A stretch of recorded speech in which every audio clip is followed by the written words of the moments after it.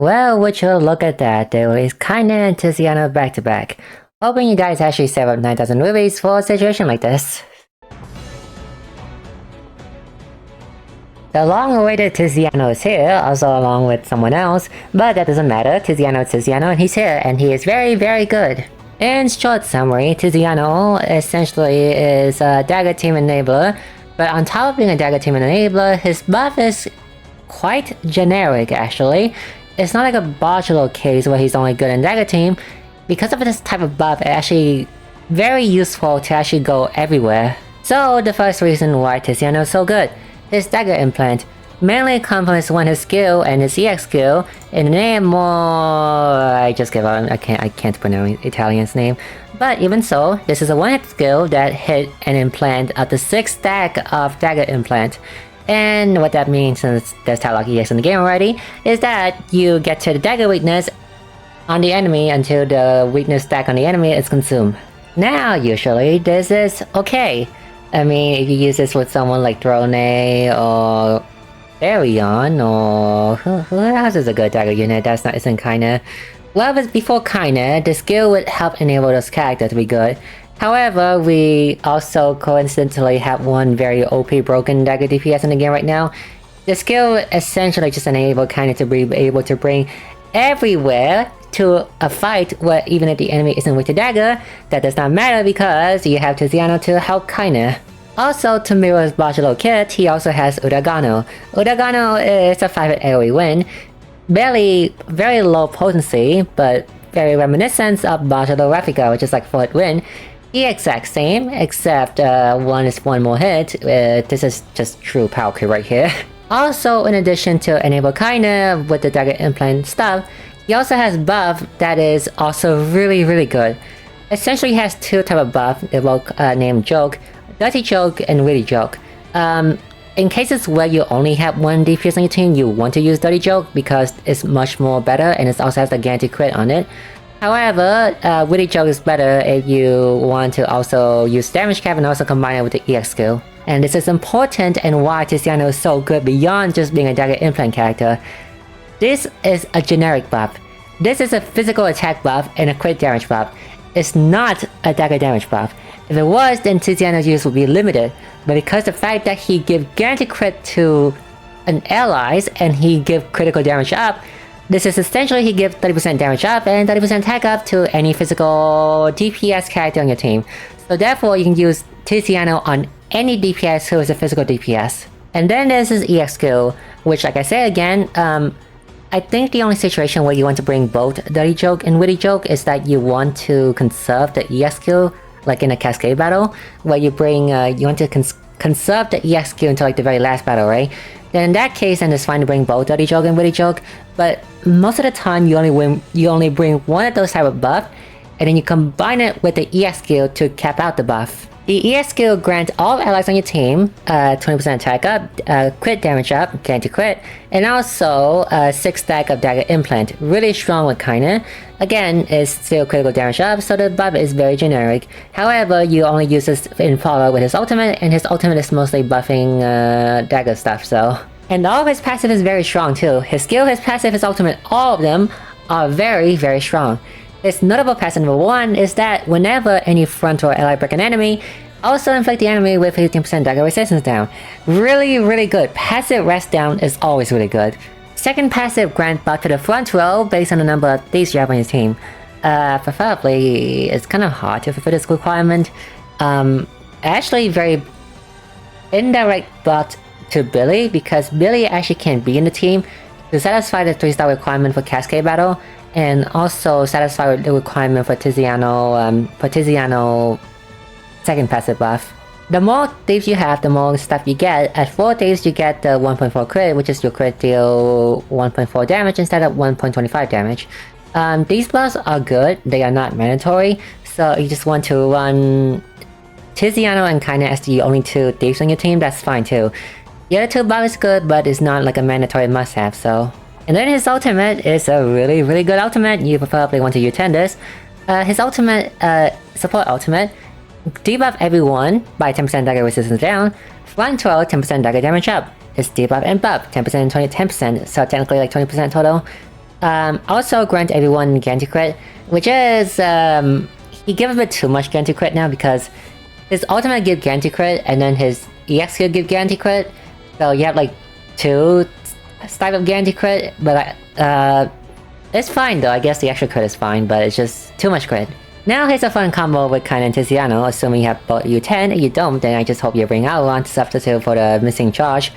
Both of them max boost turn 1, Kaina used her buff, her self 50% attack up. Tiziano used his witty joke. Turn 2, they both use the ultimate. Turn 3, Kaina start to do big damage, while Tiziano also uses his EX skill to also apply more buff to Kaina and stuff.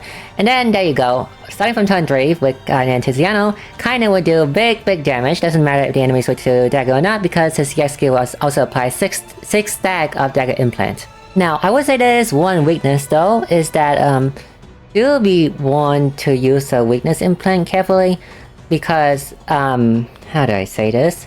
Kaina's strongest move is an 8 hit, and Tiziano's strongest max implant is 6 hit.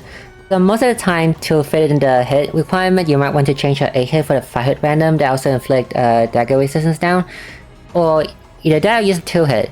Because if you use the 8 hit, then yes, this first 6 hit will hit the damage, but the other 2 hit will hit her weakness, so the damage will be very going down. So now for review, I am giving Tiziano 9 out of 10, mainly because yes, Kaina Tiziano work well, and Tiziano also work really well with any physical DPS.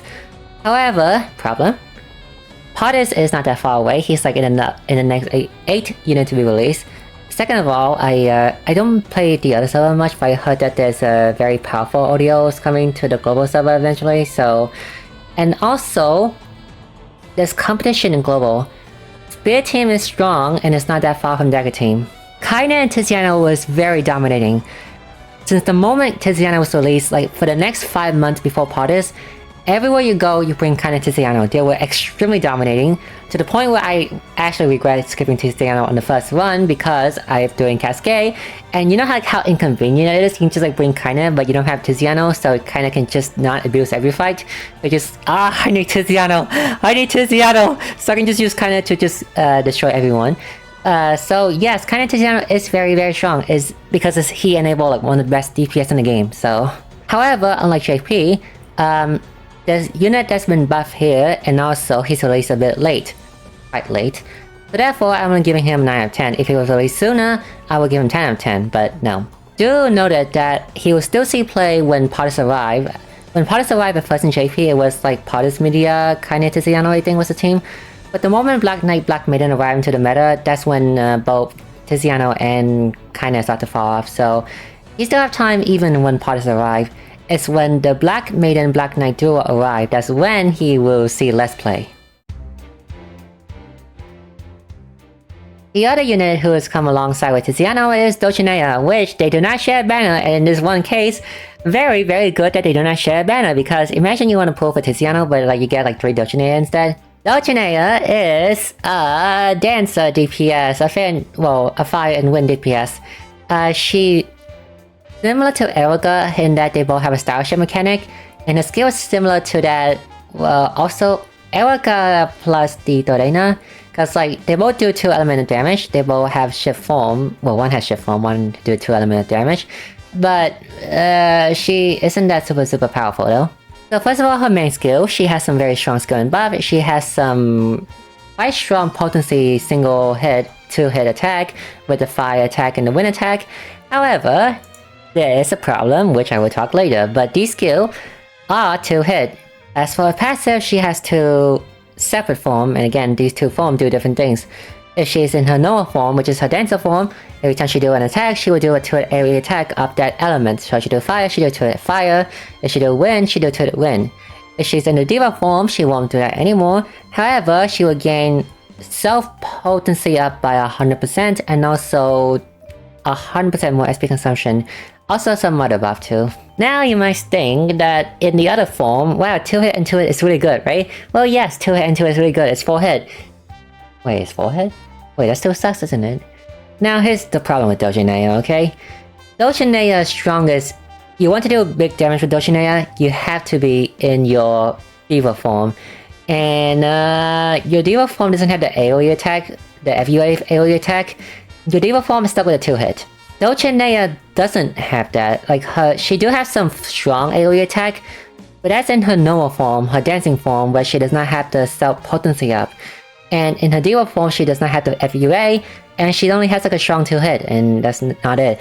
She needs some strong multi-hit attack to be more viable, but that's just not it. Not to mention, Fire and Wind isn't that very much of a strong element anyway.